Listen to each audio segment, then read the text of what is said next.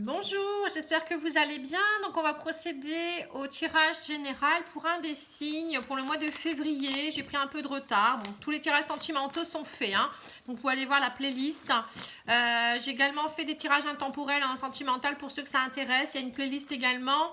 Et il y a aussi des vidéos sur les premiers semestres, mois par mois, pour chaque signe. Bon, j'ai pas fini tous les signes encore, mais vous pouvez aller voir si un de vos signes est déjà présent, hein. Donc, on va faire, allez, on va prendre celui-là. Alors, ça sera le scorpion. Donc, le scorpion, c'est la transformation, hein. Votre mot-clé, c'est la transformation. Bon, ça ne va pas tenir, je vais le mettre ici. Allez, c'est parti. On va regarder un petit peu où vous en êtes pour le mois de février. Donc, n'hésitez pas si vous avez besoin d'une guidance personnelle, hein.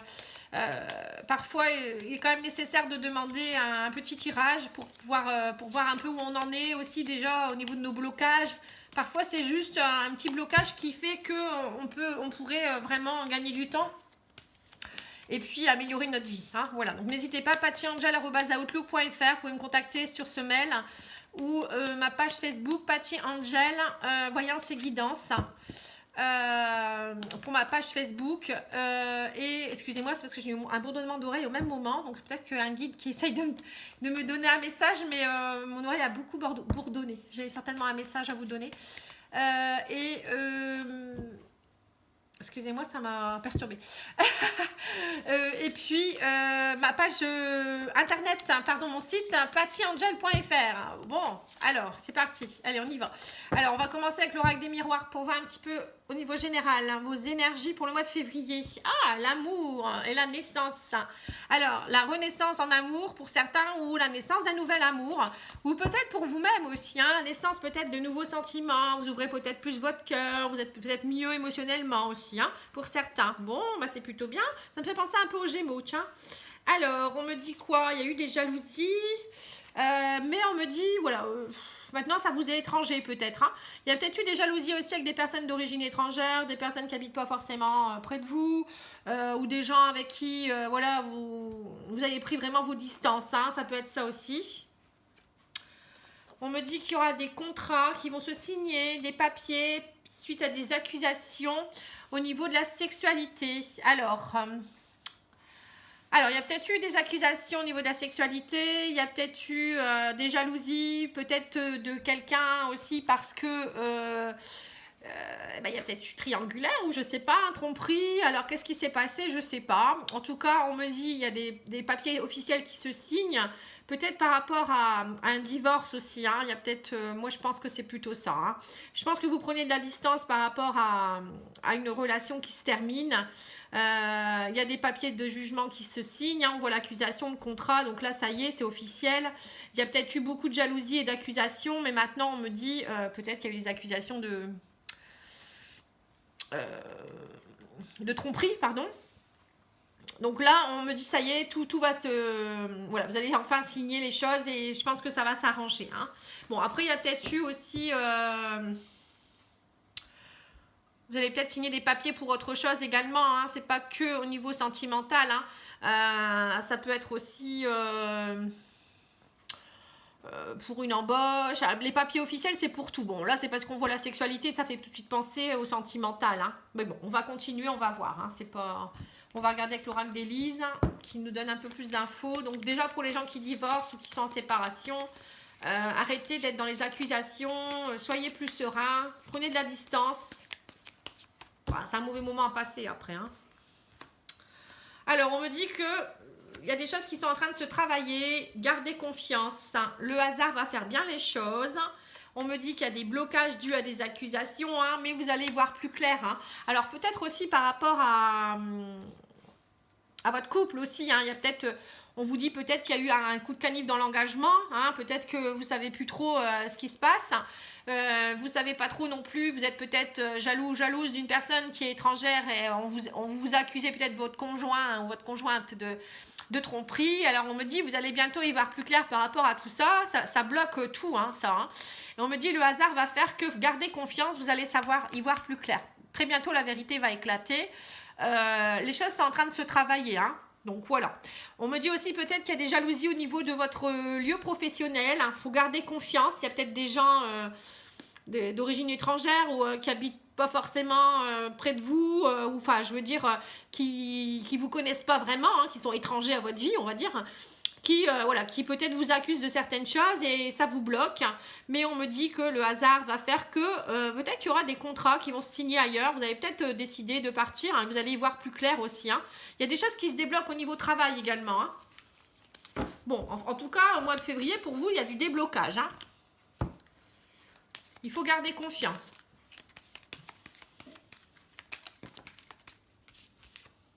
Voilà, fin de cycle, vous voyez, transformation, vous prenez le large. Hein. Là aussi, c'est encore l'étranger, vous voyez, des choses étrangères. Hein. Vous prenez l'étranger, ça peut être ça aussi, c'est prendre le large. Hein. Ça vous passe au-dessus de la jambe ou de l'épaule, comme on dit. Je vois ça un peu comme ça. Vous en fichez, vous partez. Hein. On voit que vous... Alors là, peut-être un couple qui s'arrête, on me dit vous partez. Après, ça peut être au travail, pareil. Hein. Vous laissez les choses... vous prenez la distance, vous gardez confiance et puis vous laissez le hasard faire les choses. Hein. Enfin, le destin, on va dire. Voilà, on me parle du travail. Vous voyez, vous partez, on me dit pour une femme... alors pour certains, voilà, là aussi on a un nouveau élément. Là on voit peut-être qu'il y a eu une relation avec, enfin, soit vous ou votre conjoint a peut-être eu tromperie avec quelqu'un d'autre. Hein, là on voit deux personnages. Et on voit qu'émotionnellement ça vous a bloqué, ça vous a fait mal. Bon, c'est tout, hein, c'est comme ça. On voit qu'il y a, du coup vous décidez de mettre fin à votre relation, vous prenez de la distance. Il va falloir vous reconstruire hein, quelque part. Mais bon, ça c'est comme ça, c'est la vie. Parfois, on fait un bout de chemin avec une personne et on est obligé après de partir. Alors, soit c'est vous qui avez un coup de foudre pour quelqu'un d'autre, ou soit ça ne va plus dans votre relation et vous décidez d'arrêter. Hein. Donc, parfois, il vaut mieux être seul que mal accompagné. Ensuite, on peut dire aussi que là, pour une femme ou un homme, au niveau professionnel, on voit que vous prenez pareil la décision d'arrêter quelque chose. Vous partez vers un travail d'auto-entrepreneur pour monter votre entreprise. Hein, pour certains, on voit ça. Hein, peut-être des gens qui vont faire tout ce qui est un peu médiumnité, clairvoyance comme moi, par exemple. Ou ça peut être des gens aussi qui vont faire quelque chose de plus artistique. Vous voyez, ça peut être travailler aussi dans quelque chose qui vous passionne. Hein.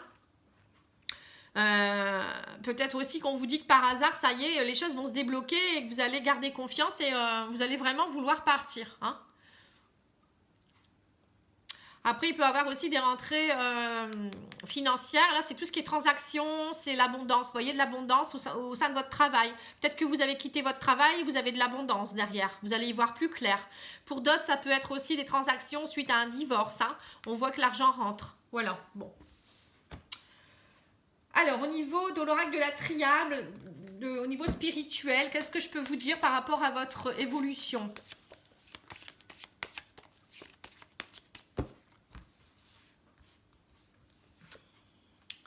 Alors, frère, alors on voit peut-être une relation, alors ça peut être une âme sœur, hein, quelqu'un qui est très proche de vous en tout cas, hein, vous êtes proche de quelqu'un.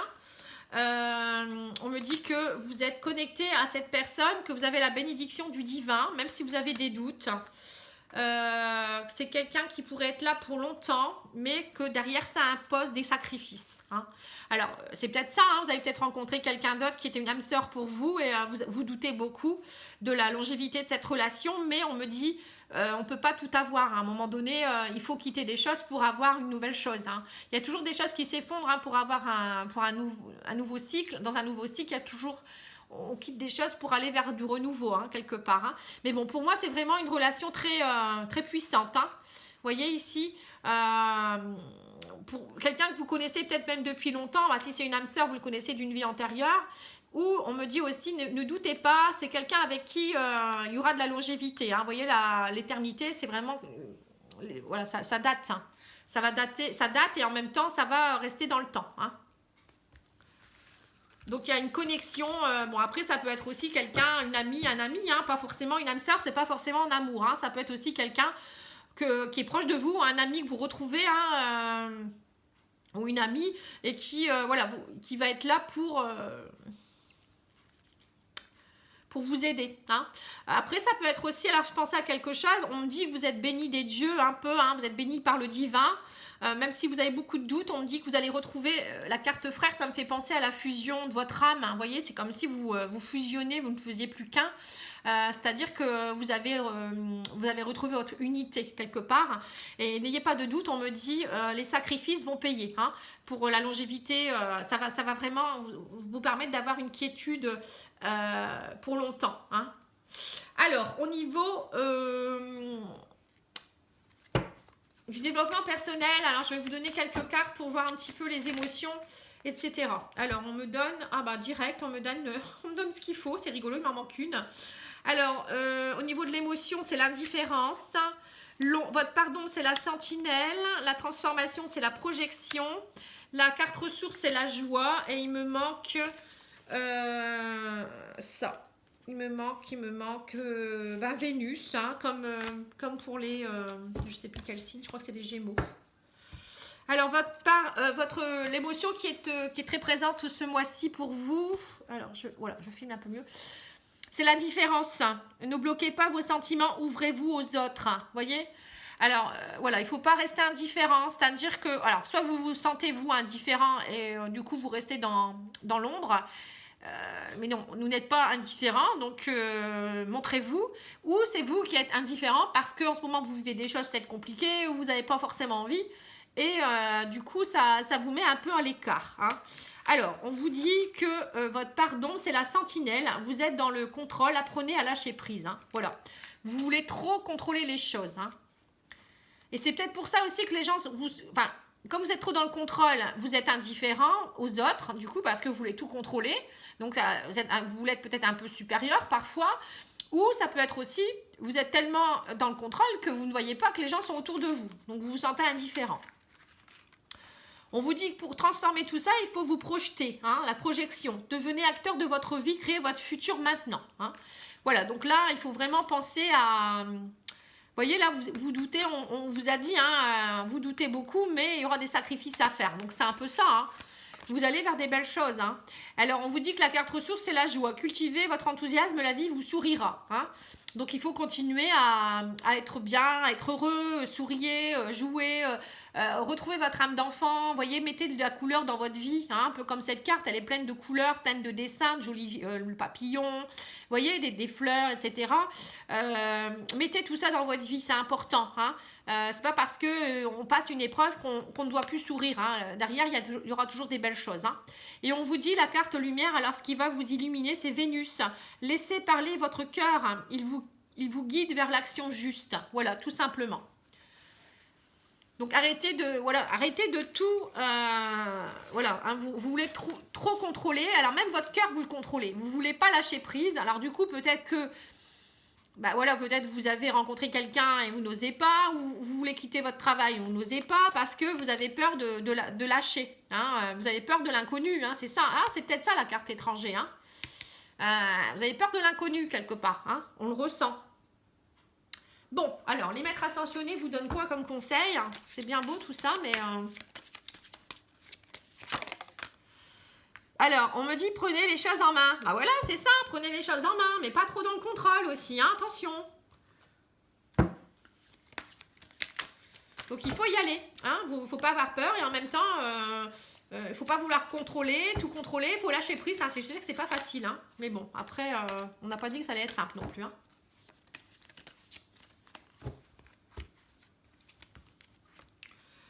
Voilà, on me dit, il y aura des fondations solides. Vous êtes en train de bâtir des choses et c'est pour ça que pour vous, c'est un enjeu, à mon avis, parce que derrière, il y aura vraiment quelque chose de très solide. Vous allez peut-être vers des projets qui vous tiennent à cœur ou des choses qui vont vraiment se bâtir, hein.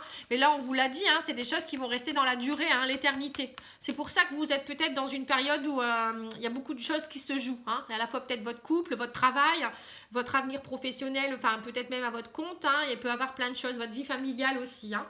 Alors, on va demander l'huile essentielle qui pourrait vous aider pour relâcher tout ça un petit peu, le contrôle, etc.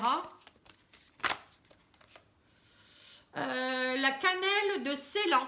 Alors, la cannelle de Ceylan, on va regarder un petit peu. Voilà. Alors, on me dit que les mots-clés, c'est en dépassant le jeu contraignant de la dualité, du bon et du mauvais, je me pardonne. Je découvre avec indulgence et compassion le lâcher-prise. Ah, comme par hasard. Ça, c'est marrant alors. Désormais, j'avance en toute sérénité et je m'ouvre à l'écoute de mon intuition supérieure. Voilà.